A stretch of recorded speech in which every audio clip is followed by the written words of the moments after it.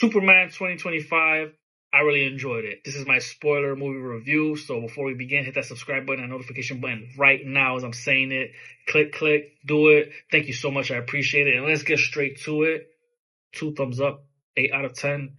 I really enjoyed this film. Now, I'm not a Superman fan. DC isn't my go-to in terms of comics.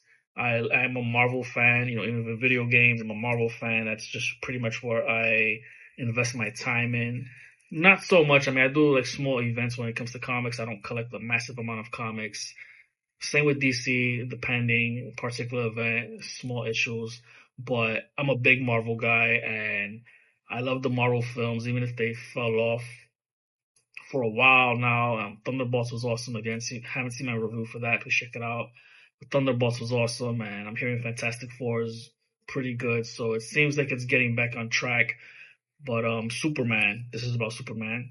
DC, it's just superheroes in general is awesome. And I don't shove DC. There's no verses going on here where I hate one and like the other. It's just no.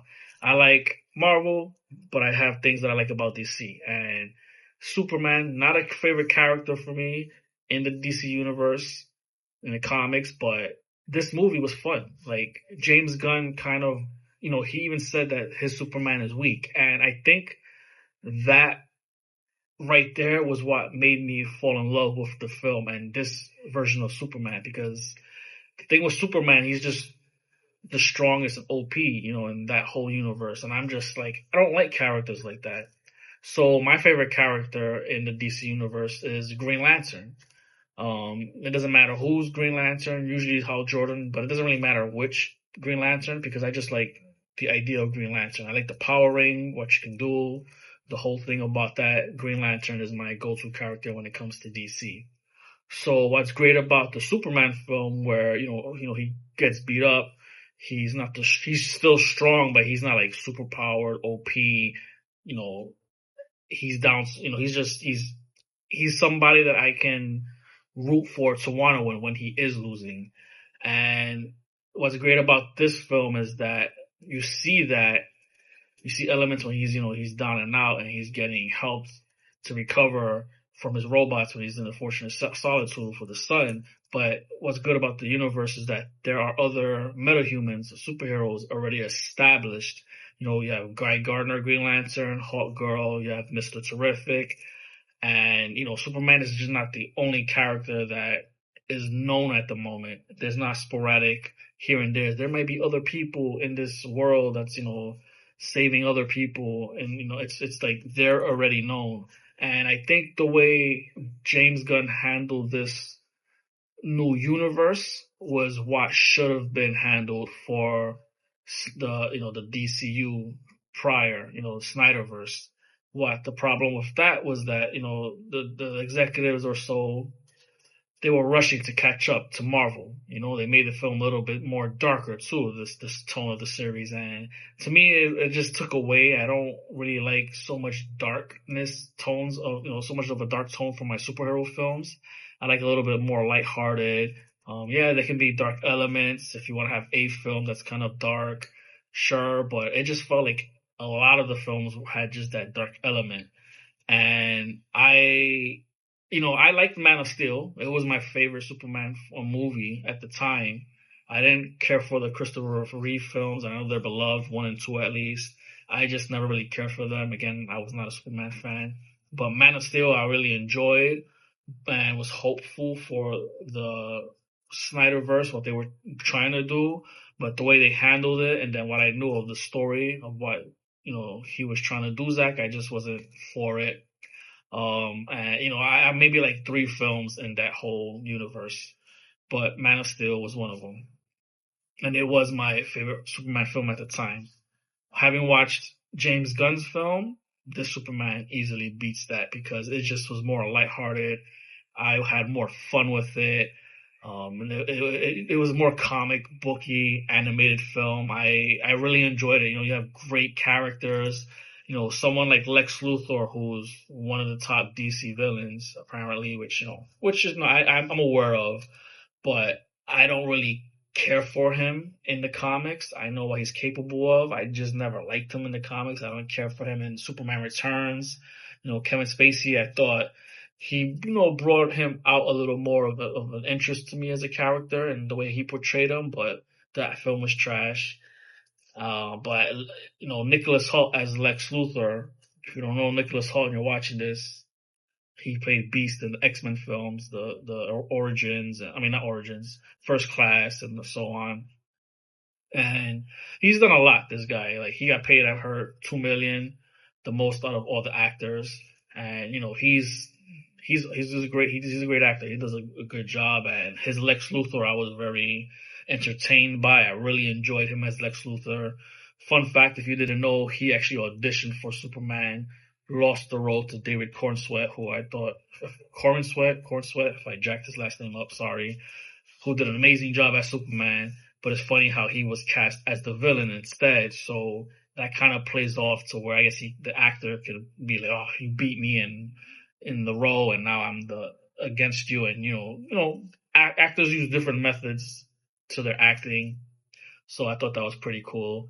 And he did a great job. Lex Luthor was fun in this film.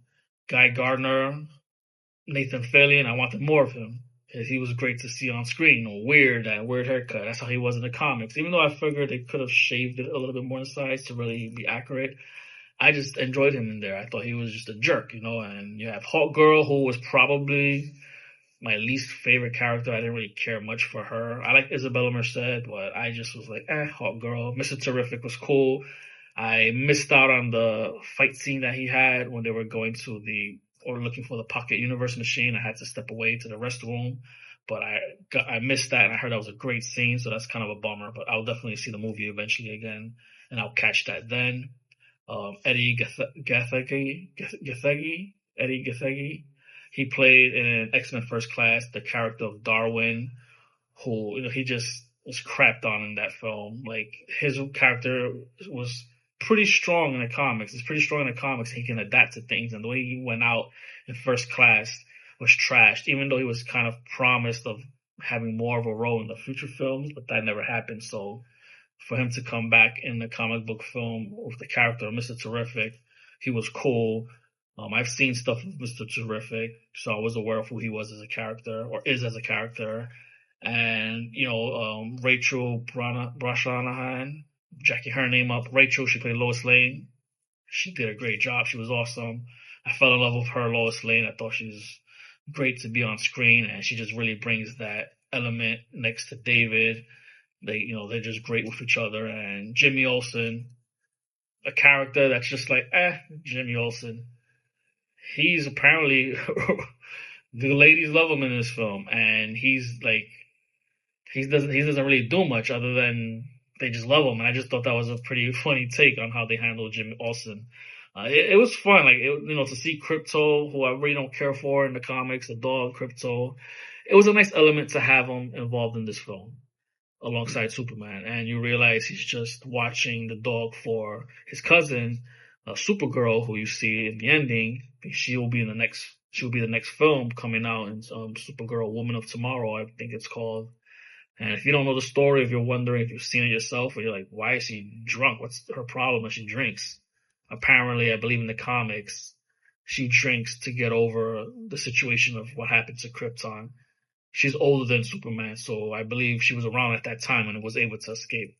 But, she had went a different path before arriving to Earth, so I believe that's what it is. But yeah, she was around during Krypton and witnessed that. I think that's what it was, and she's just, drinks to get rid of, or just to try to handle that situation. Sorry, I'm flipping my hands around because where I'm at, it's just a lot of flies in the break room at my job, so it's annoying. I don't know where they're coming from. But anyways, to get back to it, I had so much fun.